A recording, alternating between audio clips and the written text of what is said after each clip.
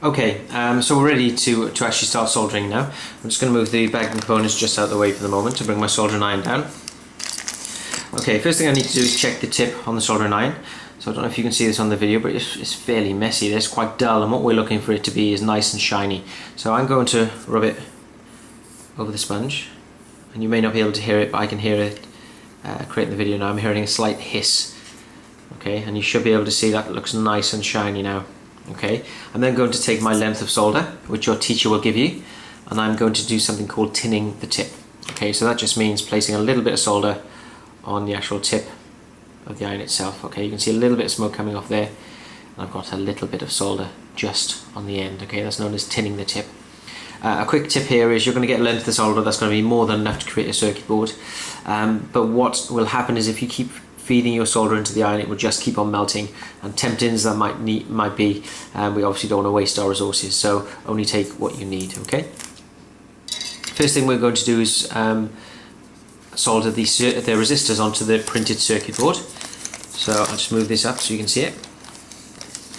So I have in front of me now the printed circuit board. The top of the printed circuit board, you can see, has things printed on it. So input R2, R1, ICI, etc. And the back of the board is the actual circuit itself. Okay, so you can see the copper wiring just inside here and the copper connectors.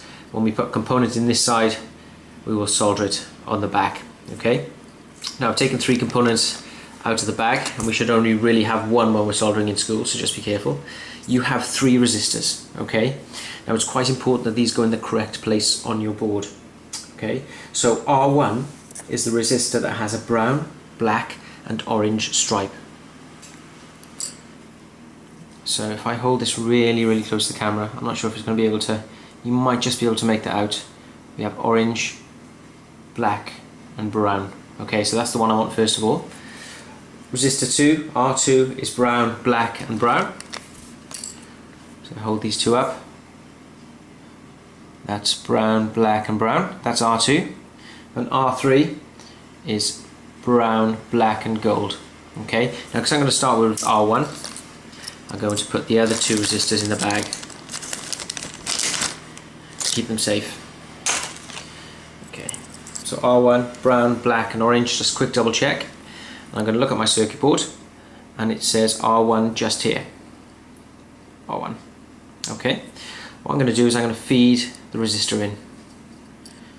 Okay, it can be quite fiddly, particularly when you're working around a camera, but you should find that you get it in. Obviously the more you wiggle the wire around, the more chance you're going to have a break in the wire, because it will become brittle after a while, but it's quite malleable to begin with. Okay, so that's what it should look like. Okay, so the resistor itself is inside the little white box. It's quite close to the board. I'm going to turn it over just to make sure it doesn't drop out when I'm soldering. I'm going to bend the wire around. Okay, so that means it's not going to drop out. Okay, I'm going to place this over here, and I'm going to try and zoom in just a wee bit for you. Okay, now it's quite far from where I am, so it's going to be a little bit tricky for me to solder. I'll give it a go. Okay, so I've already tinned the tip of my soldering iron. And do the same thing again just so you can see it. There we go. You may have noticed something just dropping off the end of the iron, and that's one of the reasons why we would always have the table covered. Okay, what I'm then going to do is I'm going to place my soldering iron on the bit that I need to solder, and I'm going to feed then the solder in.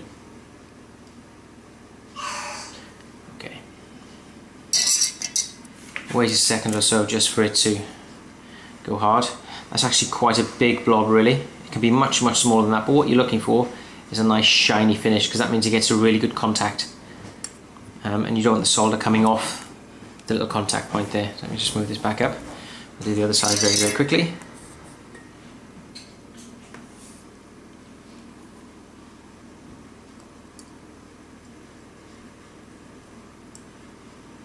No, oops. Oh, that's a good thing actually. The solder just got attached to my board. Okay, in order to just get it off, you just need to heat it up. Very easy. There we go. Okay, now guys, what I'm going to do is I'm going to solder R2 and R3 into place, and then I'm going to show you the next video. Okay.